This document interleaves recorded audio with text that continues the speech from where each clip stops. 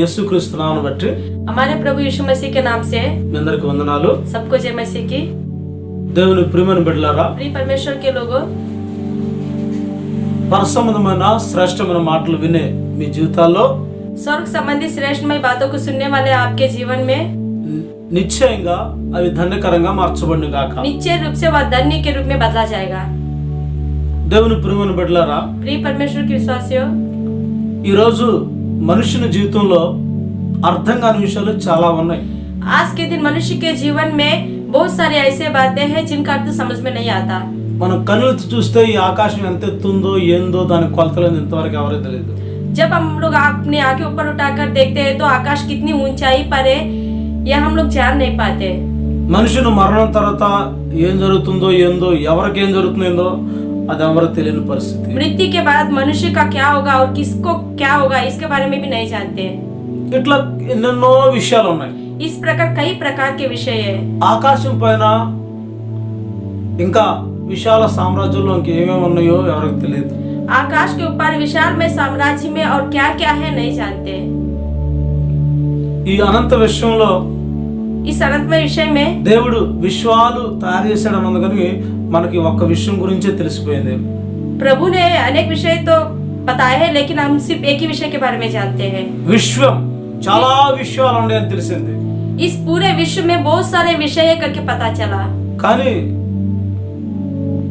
ఈ విశ్వంలో ఉన్న విషయాలే మనకు పూర్తిగా అర్థం కాని పరిస్థితి. लेकिन इस विश्व में रहने वाले विषय का पूरी तरह से इन विषयों के बारे में हम लोग नहीं जानते। ఇట్లా చాలా విషయాలు మనకి అంతు చిక్కని విషయాలు మన ఆలోచనకు అర్థం కాని విషయాలు మనకు ఉన్నాయి. इस प्रकार बहुत सारे विषय है जिनका हद हम लोग नहीं जानते और ना ही जिनके बारे में हम लोग पहचानते हैं।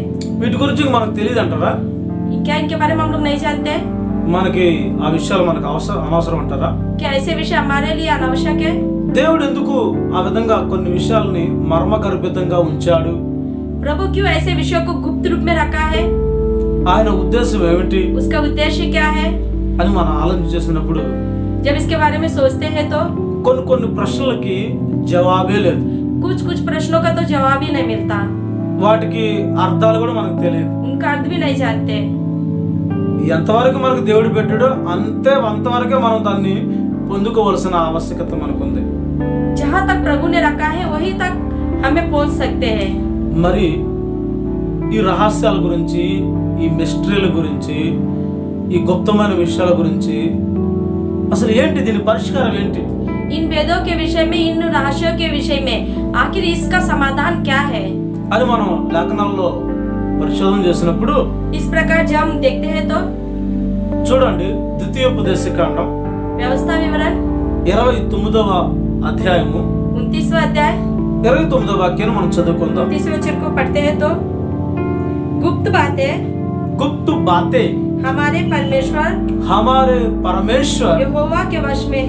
यहोवा के वश में है, परंतु जो प्रकट की गई है वे सदा के लिए हमारे और हमारे वंश के वंश में रहेगी। इसलिए कि इस व्यवस्था की सब बातें पूरी की जाए। దేవుని ప్రియమైన బిడ్డలారా, प्रिय परमेश्वर के लोगों, ఏదైతే రహస్యం అని మనకు అనిపిస్తుందో, जो गुप्त में रहना चाहिए करके हमें लगता है, ఈ రహస్యాలన్నీ మన దేవుడైన యెహోవాకి చెందును. ये सारे भेद जो है वो सिर्फ परमेश्वर ही पहचान सकते हैं। రహస్యాలని మన ఆలోచనకి, మన తెలివితేటలకు అందకపోవచ్చు. गुप्त में रहने वाले बातें हमारे विचारों में शायद पहुंच नहीं पाएंगे। అందుకనే ఈ రహస్యాలన్నీ ఆ దేవుడికే చెందుతాయని లేఖనాలు స్పష్టం చేస్తుంది. इसलिए ये सारे भेद सिर्फ परमेश्वर ही पहचान सकता है करके वचन के द्वारा स्पष्ट रूप से पता चल रहा है। ఆకాశం ఎంత దూరం ఉంది, आकाश कितनी ऊंचाई पर है, ఆకాశంలో మధ్యలో ఉన్న బ్లాక్ హోల్ ఏంటి, आकाश के बीच में रहने वाला वो ब्लैक काला दिखने वाला क्या है, ఆ బ్లాక్ హోల్ లో మనం యంత్రాన్ని పంపించి దేవుడి అడ్రస్ తెలుసుకుందాం. उस काले में से हम लोग यंत्रों को भेजकर प्रभु का पता लगाएंगे। దేవుడి ఐడి కనుక్కుందాం, प्रभु का पता लगाएंगे। ఇట్లా మానవ జ్ఞానంతో దైవికమైన విషయాలు మనం తెలుసుకోలేం. इस प्रकार मानवीय ज्ञानों के द्वारा हम दैविक विषयों के बारे में पता नहीं लगा सकते। ఇట్లా ఎన్నెన్నో రహస్యాలు మన జీవితంలో ఉండొచ్చు. इस प्रकार कई प्रकार के रहस्य हमारे जीवन में रह सकते हैं। అయితే అవన్నీ రహస్యాలన్నీ కూడా, तो वो सारे गुप्तमय, అవన్నీ మిస్టరీలన్నీ కూడా वो सारे जो गुप्त में है, అది దేవునికి మాత్రమే చెందుతుంది. वो सिर्फ परमेश्वर में ही साध्य है। అందుకని దేవునికి చెందుతుందన్న సంగతి గుర్తుపట్టి, इसलिए परमेश्वर को ही साध्य करके आप पहचान कर రహస్యాలు ఛేదించే విషయంలో మన ఆలోచనలు భ్రష్టత్వం చేసుకొని దేవునికి పూర్తిగా వ్యతిరేకంగా దూరం కావడం కాదు. गुप्तमय के विषय में पता लगाने के विषय में इसके बारे में हम लोग सोच कर परमेश्वर के दूर रहना, ఆయన ఇచ్చిన ధర్మశాస్త్ర గ్రంథంలో उनके द्वारा दिए हुए व्यवस्था में సృష్టి రహస్యాల గురించి కొన్ని బయలుపరచబడి ఉన్నాయి. सृष्टि के विषय में कुछ वेदों को बताया गया है।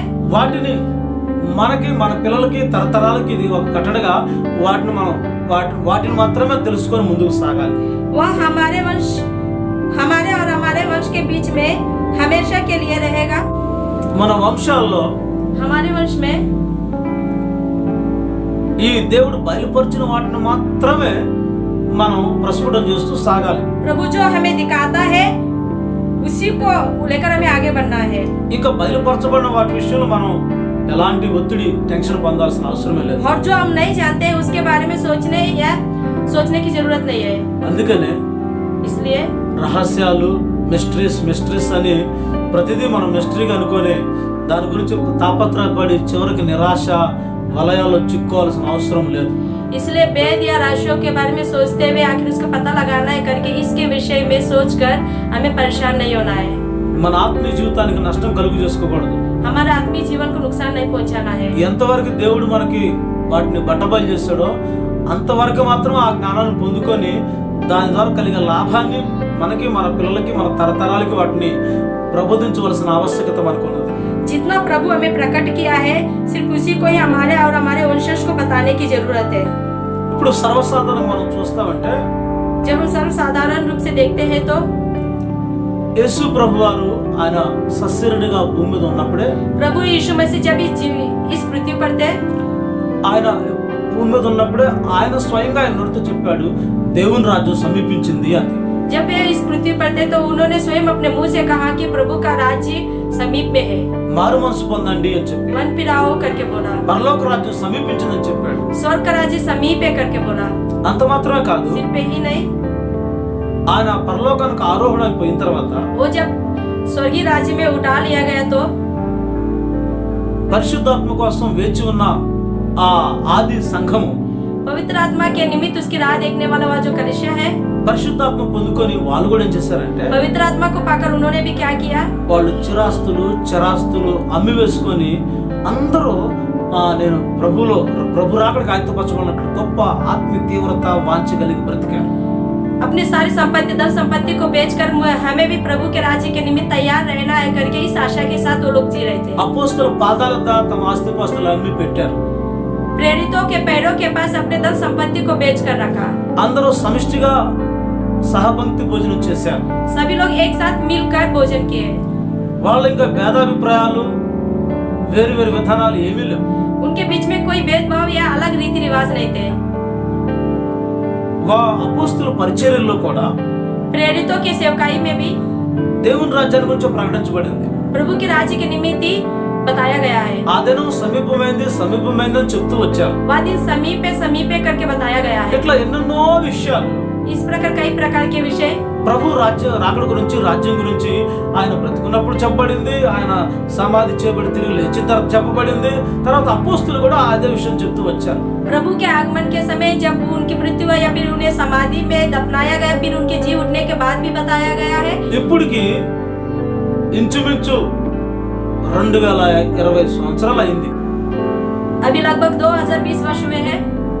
ఈ 2020 సంవత్సరాలు అయినప్పటికి కూడా 2020 वर्ष बीतने के बाद भी ప్రభు వస్తాడని మనం ప్రకటిస్తున్నాం. प्रभु आएगा करके हम लोग बता रहे हैं, प्रकाशित कर रहे हैं। కానీ ప్రభు ఎంతకు రాలేదు. लेकिन प्रभु तो अभी तक नहीं आए। చాలా మంది దీంట్లో వాగ్వాదం అంటారు. कुछ लोग इस वाद विवाद करते हैं। కొన్ని మాటలు ఈ రాకడ గురించిన ప్రవచనాలు వ్యర్థమైపోయిన అంటారు. कुछ लोग इस आगमन के निमित्त जो भविष्यवक्ता बताए हैं ये सारी भविष्यवाणी व्यर्थ करके बोलते हैं। అది వస్తానన్నాయి, అవన్నీ ల్యాప్స్ అయిపోయినాయి, అవన్నీ వ్యర్థమైపోయినాయి అని చెప్తారు. वो आने वाला है, ये सब नष्ट हो चुका है, ये सब व्यर्थ करके बता रहे हैं। ఇప్పటి వరకు ఆయన రాలేదు, జరగలేదు అని చెప్తూ ఉంటారు. अभी तक तो वो आया नहीं, ऐसा कुछ नहीं हुआ है। అయితే ఎవరైనా దీని గురించి ఖచ్చితంగా చెప్పగలరా అని అంటే యేసు ప్రభు రాకడ గురించి ఎవరు చెప్పలేరు. तो अगर कोई इसके बारे में निश्चय रूप से बता सकता है क्या? लेकिन यीशु मसीह के आगमन के विषय में कोई नहीं बता सकते। గతంలో కొందరు చెప్పారు, పలానా తారీఖున యేసు ప్రభు వస్తాడని చెప్పారు. पूर्व में कुछ लोग बताए कि फलाना दिनांक में प्रभु आएगा। గర్భిణీ స్త్రీలు వాళ్ళు అభాషణ చేయించుకొని ప్రభు రాకలు ఎత్తబడతానికి తేలిగుంటే మంచిదని ఈ శారీరక సంబంధమైన ఆలోచన చేసి కొందరు అభాషణ కూడా చేయించుకున్నారు. गर्भिणी स्त्री आभूषण करवाएंगे तो प्रभु के आगमन के समय हम लोग आराम से उठाए जा सकेंगे करके यह सोचकर भी वो लोग आभूषण करवाए। ఇట్లా మనుషులు చెప్పే మోసాలు, అబద్ధాలు, ఎన్నో మోసక్రియలను బట్టి పలు విధమైన నష్టాలు జరుగుతూ వచ్చాయి. इस प्रकार मनुष्य के द्वारा दिए गए धोखे के विषय में धोखे को देखकर कई प्रकार के विषयों का अंजाम देते रहे। అయితే దేవుని ప్రియమైన బిడ్డలారా, लेकिन प्रिय परमेश्वर के बच्चों, ప్రభు వచ్చు ఆ దినం గురించి प्रभु के आगमन के उस दिन के विषय में ఇది ఒక మిస్టరీ లాగా ఉంది. यह एक रहस्यमय है, ఇది ఎవరికి తెలియదు. यह कोई नहीं जानता। సంఘానికి తెలియదు, कलीसिया भी नहीं जानता, ప్రవక్తలకు తెలియదు, भविष्यवक्ता भी नहीं जानते। ఆ అగ్నిజ్వాలలో మహిమతో ప్రత్యక్షమయ్యే చివరికి ప్రభువైన యేసుక్రీస్తు వారికి కూడా తెలియదు. अग्नि ज्वाला में महिमामय रूप से प्रत्यक्ष होने वाले प्रभु यीशु मसीह भी आखिर नहीं जानते, ఎందుకంటే क्योंकि ప్రభువే స్వయంగా చెప్పాడు. प्रभु ही स्वयं बताता है। అయితే ఆ దినం గురించి तो उस दिन के विषय అది ఎవరికి తెలియదని అర్థమవుతా వస్తుంది. वह कोई नहीं जानता करके इससे पता चलता है। పేతురు రాసిన రెండో పత్రిక पतरस की दूसरी पत्री 3వ అధ్యాయము 3रा अध्याय 10వ వాక్యం. 10वें वचन, परंतु प्रभु का दिन प्रभु का दिन चोर के समान आ जाएगा। उस दिन आकाश बड़ी अड़हड़ाहट के शब्द से जाता रहेगा और तत्व ही तप्त होकर पिघल जाएंगे और पृथ्वी उस पर के काम जल जाएंगे। దేవుని ప్రియమైన బిడ్డలారా, प्रिय परमेश्वर के लोगों, పేతురు చెప్తున్న మాట ఏంటంటే पतरस क्या बता रहा है? ప్రభు దినము దొంగ వచ్చినట్లుగా వచ్చును అని చెప్పాడు. प्रभु का दिन चोर के समान आएगा करके बता रहा है। ఆ దినాన్ని గురించి ఒక మిస్టరీగా చెప్పబడింది. उस दिन के विषय में एक गुप्त के रूप में बताया गया है। దొంగ ఎప్పుడు చెప్పొస్తాడా? चोर क्या कभी बता के आता है? పలానా రోజు వస్తాను, मैं फलाने दिन आऊंगा, దొంగతనం చేయటం చేస్తాను, चोरी करूंगा, మీరందరూ నిద్రపోండి तुम सब लोग सो जाओ అని చెప్తాడా? तो क्या ऐसे बताएगा? దొంగ ఎప్పుడు చెప్పడు. चोर कभी नहीं बताता। ఎప్పుడు తనకు అనుకూలంగా ఉండదు అప్పుడు వస్తాడు. जब उसके अनुरूप रहेगा तभी वो आएगा। అనుకున్న గడిలో వస్తాడు. जो समय वो नहीं बताता उस समय में అప్పుడు आएगा। దాకా మెలుకు ఉండి అప్పుడే నిద్రపోయినప్పుడు రావచ్చు. उसी समय जागते हुए उसी समय सोएंगे तो उसी समय भी उसी घड़ी वो आ भी सकता है। దొంగ చెప్పి రాడండి, चोर बता के नहीं आता है। పేతురు అంటున్నాడు, पतरस बोलता है ప్రభు దినము దొంగ వచ్చినట్లుగా వచ్చును. प्रभु का दिन चोर के समान आएगा। ఆ దినమున उस दिन ఆకాశములు మహాధ్వనితో గతించిపోతాయి. आकाश बड़ी हड़हड़ाहट के शब्द से जाता रहेगा। పంచభూతములు మిక్కిట లయమైపోతాయి, వ్యాండ్రముతో లయమైపోతాయి. तत्व बहुत ही तप्त होकर पिघल जाएंगे భూమి మీద ఉన్న కృత్యాలన్నీ కాలిపోతాయి. और पृथ्वी पर रहने वाले सारे काम जल जाएंगे। చాలా భయంకరమైన దినాలు అవి. बहुत भयानक स्थिति है। ఆ దినాల గురించి చెప్పాడు గాని, उस दिन के विषय में तो बताया है। ఆ దినము ఆ దినాల తర్వాత వచ్చే సంభవాల గురించి చెప్పాడు గాని, वह दिन और उस दिन के बाद क्या होने वाला है इसके विषय में तो बताया है।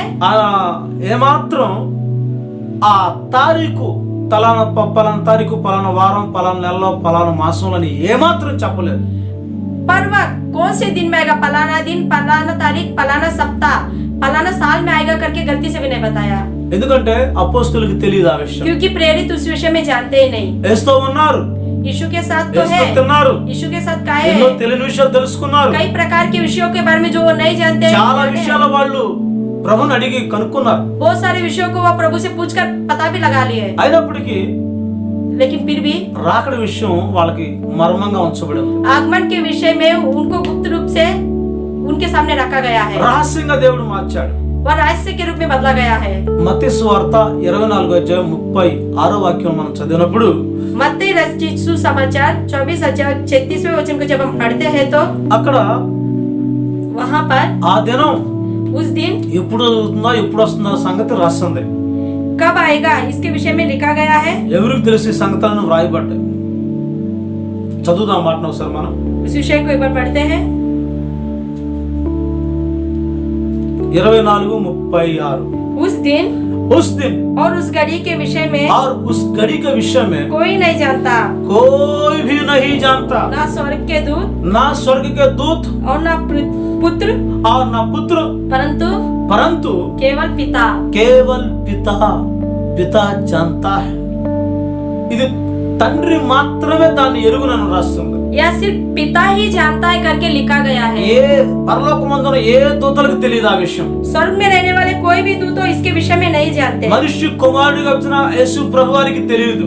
मनुष्य के पुत्र के रूप में आने वाले यीशु मसीह भी नहीं जानते, ఎందుకంటే యేసు ప్రభు మనిషి కుమారుడిగా వచ్చాడు కనుక ఆ విషయం ఆయన కూడా గుప్తంగా ఉంచబడి ఉన్నది. क्योंकि यीशु मसीह मनुष्य के पुत्र के रूप में आया, इसीलिए उनसे भी इस बात को गुप्त में रखा गया है। ఎందుకంటే ఆయనే వచ్చేది, क्योंकि आने वाला तो वही है, కానీ ఆయనకు కూడా తెలియదు. लेकिन उनको भी नहीं पता। తండ్రి ఆ విషయాన్ని తన ప్రియకుమారుడు క్రీస్తుకు మరుగు చేసి ఉన్నాడు. पिता उस विषय को अपने प्रिय पुत्र से भी गुप्त रखा, ఎందుకంటే क्योंकि మనిషి కుమారుడుగా వచ్చాడు కనుక मनुष्य के पुत्र में रूप में आया है, ఆయనకి ఇదొక మర్మంగా ప్రభు వారికి కూడా చెప్పలేదు. इसलिए यह एक गुप्त रूप में रखा और प्रभु ने उनको भी नहीं बताया। హల్లెలూయా. हालेलुया। ఈ రహస్యాన్ని ఛేదించే ప్రయత్నం మనం చేయకూడదు. इस रहस्य को सुलझाने की कोशिश हमें नहीं करना है, అయితే लेकिन ఎప్పుడు రాకడ గురించి సిద్ధపాటే మనలో ఉండాలి. हमेशा आगमन के निमित्त हमें तैयार रहना है। మన ప్రాణాత్మ దేహ శరీరాల్లో పరిశుద్ధపరచుకొని రాకడికి ఆయుత్తపరచబడిన అనుభూతులు మనకు కావాలి. हमारे प्राण आत्मा शरीर को पवित्र करके उठाए जाने की अनुभूति में हमें रहना है, కానీ తారీఖులు డేట్ల కోసం మనం ఎదురు చూడకూడదు. लेकिन तारीख या दिनांकों के विषय में हमें नहीं देखना है। అవన్నీ తండ్రి వశంలోనే ఉన్నాయి. वो सब पिता के वश में है, తండ్రి యొక్క హస్తంలో గుప్తమై ఉన్నాయి. पिता के मुट्ठियों में गुप्त रूप से रखा गया है। అందుకని ఈ విషయంలో మన జీవితంలో इसलिए इस विषय में हमारे जीवन में ఆ రహస్యాలు దాచి ఉన్నట్టు ఆ దేవునికి उन रहस्यों को छुपाए रखे हुए उन परमेश्वर को దేవదూతలు తెలియదు, स्वर्गदूत नहीं जानते, ప్రియ కుమారుడికి కూడా తెలియదు. प्रिय पुत्र भी नहीं जानता। అలాంటి విశేషమైన అనుభూతి ఆ తండ్రిలో దాచబడి ఉన్నది. ऐसे विशेषमय अनुभूति पिता में छिपाया हुआ है, అందుకనే రహస్యాలు మన తండ్రిని దేవునికే చెందును. इसलिए गुप्त में जो है वो सिर्फ पिता ही जानता है। రహస్యాలు యెహోవాకు చెందునని బైబిల్ పదే పదే నొక్కి చెప్తోంది. रहस्यमय बातें यहोवा ही जानता है करके बाइबल में बार बार बताया जा रहा है। రహస్యాలు ఆయనకి మాత్రమే చెందుతాయని లేఖనాలు స్పష్టం చేయబడుతూ ఉన్నాయి. गुप्तमय सिर्फ उन्हीं के द्वारा पता चल, उन्हीं को पता रहता है करके वचनों के द्वारा बताया जा रहा है। అందుకనే ఈ రోజు రాకడ గురించి తారీఖులు వాటి విషయంలో ఎవరు చెప్పినా ఎట్టి పరిస్థితులు మనం నమ్మటానికే లేదు. इसलिए आज के दिन आगमन के विषय में चाहे कुछ भी हो, कोई भी दिनांक के विषय में या सप्ताह के विषय में बताए तो उस पर भरोसा नहीं करना चाहिए। ఇది ఒక మిస్టరీ, या एक रहस्यमय है, ఇది ఒక రహస్యమైన గుప్తమైనటువంటి కార్యమై ఉన్నది. या गुप्त रूप से रखा हुआ कार्य है। దేవుని ప్రియమైన బిడ్డలారా, परमेश्वर के लोगों, మన విశ్వాస సంబంధ జీవితాల్లో हमारे विश्वास संबंधी जीवन में ఆ రహస్య రాకడకి మనం ఎదుర్కొనే భాగ్యం మనకు కావాలి. रहस्यमय आगमन के निमित्त उस आगमन के सामना करने की तैयारी हमें रहना యేసు है। ప్రభు రాకడ రెండు రకాల అనుభూతులు. यीशु मसीह का आगमन दो प्रकार की अनुभूति है। రహస్య రాకడ, पहला रहस्य आगमन, మరొకటి బహిరంగ ప్రతి నేత్రం ప్రతి కన్నులు చూసే రాకడ. और दूसरा ऐसा आगमन जो सारे नेत्र उसे देख सकेंगे। అయితే ఈ రహస్య రాకడ అందరి కోసం రావడం లేదు. ఆయన तो ये रहस्य में आने वाला आगमन जो है सबके निमित्त नहीं आ रहा है, పరిశుద్ధపరచబడిన సంఘాన్ని తీసుకువెళ్ళడానికి మాత్రమే వస్తున్నాడు. सिर्फ पवित्र किए हुए कलीसिया को ही ले जाने के लिए आ रहा है, అలంకరించబడిన పెళ్లి కుమార్తెను మాత్రమే తీసుకెళ్ళడానికి వస్తున్నాడు. अलंकृत किए हुए दुल्हन को ले जाने के लिए आ रहा है। అందుకనే ఈ విషయం इसलिए इस विषय में కేవలం सिर्फ తన ప్రియమైన సంఘం విషయంలో తన వ్యక్తిగత విధమైన ఆ విషయమైనది కనుక अपने प्रिय कलीसिया के विषय में अपने उनके व्यक्तिगत विषय है, इसलिए అయితే ఒక సత్యం ఏంటంటే एक सत्य क्या है, కడబూర శబ్దం వినబడుతుంది. आखिरी तुरी फूका जाएगा. ఆ కడబూర శబ్దం उस आखिरी तुरी का जो शब्द है సిద్ధపడిన సంఘానికి మాత్రమే వినబడుతుంది. तैयार हुए कलीसिया ही सुन सकते हैं. ప్రపంచ ప్రజలందరికీ వినపడదు. पूरे संसार में रहने वाले मनुष्य नहीं सुन सकते. సిద్ధపడిన వాళ్ళకి మాత్రమే వినబడుతుంది. जो तैयार रहते हैं वही सुन सकते हैं. అట్లా ఆ తయారు ఉన్న వాళ్ళకి మాత్రమే ఎత్తబడే భాగ్యం దొరుకుతుంది. इस కానీ प्रकार जो तैयार है उन्हीं को उठाए जाने का भाग्य प्राप्त होगा.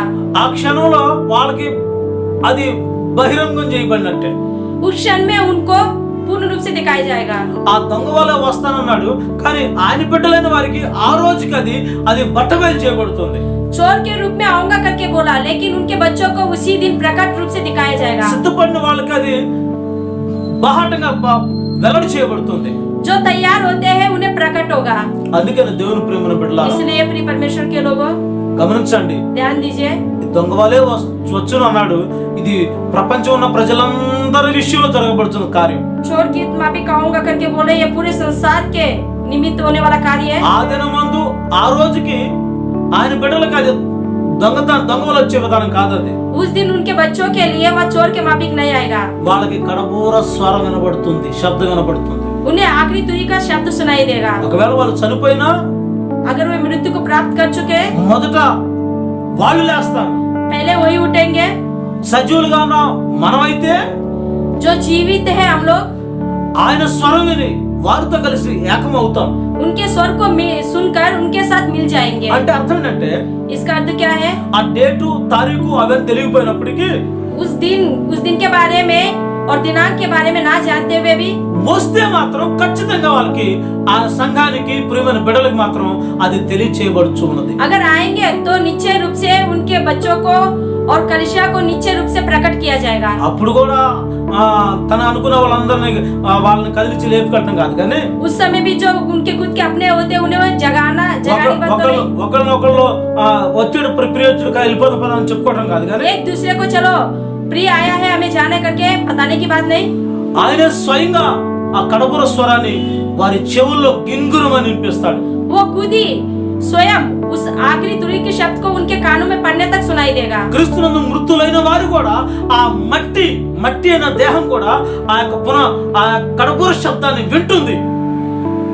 मसीह में जो मृत्यु हुए है, जो मिट्टी में मिल गया शरीर है, वो भी उस आखिरी तुरी के शब्द को सुनेगा. వారు లేపబడతారు. वो उठाए जाएंगे. హల్లెలూయా. हालेलुया. అందుకని దేవుని ప్రియమైన इसलिए బిడ్డలారా प्रिय परमेश्वर के लोगों, సిద్ధపడిన వారికి ఇది పెద్ద సమస్య ఏం కాదు. जो तैयार होते हैं उनके लिए ये कोई बड़ी समस्या नहीं है. ఇది వాళ్ళ ఆ క్షేమమంతో జరుగుతున్న సన్నివేశంగా కనబడుతుంది. यह उनकी सुरक्षा के निमित्त होने वाला घटना है. కానీ భూ ప్రజలందరికీ ఇది దొంగలాగే వచ్చినట్లుగా ఉంటుంది. लेकिन इस पृथ्वी पर रहने वाले सारे लोगों को ये चोर के माफिक आया करके ही सोचेंगे. ఇది క్రీస్తు వారికి తెలియదు, దేవదూతలకు తెలియదు. यह मसीह नहीं जानता और ना ही स्वर्गदूत जानते हैं. కేవలం తండ్రి మాత్రమే దీన్ని రహస్యంగా గుప్తంగా తను ఉంచుకొని ఉన్నాడు. सिर्फ पिता ही इसको रहस्य रूप से गुप्त में रखा है. అందుకనే इसलिए ఆ రహస్య రాకడికి उस रहस्यमय आगमन के लिए దొంగ వలె ఆకస్మికంగా వచ్చే రాకడికి चोर की तरह आकस्मिक रूप से आने वाले उस आगमन के निमित्त మనం సిద్ధపడాలి. కానీ हमें तैयार होना है. అది దేవుడికి చెందిన విషయం. అది वो प्रभु जानता है उस ఆ विषय. రహస్యాన్ని మనం తెలుసుకోవాలి, డేట్ తెలుసుకోవాలి, తారీఖు తెలుసుకోవాలి, అడ్రస్ తెలుసుకోవాలని ఎట్లాంటి పిచ్చి ప్రయత్నాలు మనం చేయకూడదు. उस रहस्य को हम जानना है, हमें जानना है, दिन को जानना है, दिनांक को जानना है. कि इस प्रकार के पागलपन के प्रयत्न हमें नहीं करना चाहिए. అది యెహోవాకు మాత్రం చెందును. वो सिर्फ यहोवा ही అది जानता है. దేవుని వాక్యం స్పష్టం చేయబడుతుంది. वो यहोवा का वचन स्पष्ट रूप से बताया దాని जाता है. విషయం మనం అలాంటి ఒత్తిడి టెన్షన్ తీసుకోకూడదు. उसके विषय में हमें किसी प्रकार की समस्या या फिर समस्या नहीं लेना है. ఇంకా మన నిజ జీవితంలో ఇంకా చాలా విషయాలు ఉన్నాయి. और हमारे निजी जीवन में कई प्रकार के विषय हैं. వాటిలో ఆ రహస్యం ఉన్న దేవుడికే తెలియాలి, ఆయనకి చెందాలి, ఆయన ద్వారా ప్రతిఫలం పొందాలని ఆశించిన వారు ఎవరైనా ఉంటే वो सिर्फ रहस्य में रहने वाले प्रभु ही जान सकता है. उन्हीं के द्वारा हमें प्रतिफल मिलना है करके कोई आशा रखता हो तो ఆ తండ్రి ద్వారా ప్రతిఫలం పొందాలనుకున్న వారు కొన్ని విషయాలు తెలుసుకోవాల్సి ఉంది. पिता के द्वारा प्रतिफल प्राप्त करने वाले थोड़े विषय को जानना है. మత్తయి సువార్త 6వ అధ్యాయము मत्ती रचित सुसमाचार 6वां अध्याय 4-6 వాక్యాలు మనం చదివినప్పుడు 6वां वचन और 4वां और 6वें वचन को जब हम पढ़ते हैं तो అక్కడ కొన్ని విషయాలు రాయబడి वहाँ చదువు. पर कुछ विषय लिखा गया है, ताकि तेरा दान गुप्त रहे तेरा दान गुप्त रहे और तब तेरा पिता तब तेरा पिता जो गुप्त में देखता है जो गुप्त में देखता है तुझे प्रतिफल देगा. तुझे प्रतिफल देगा.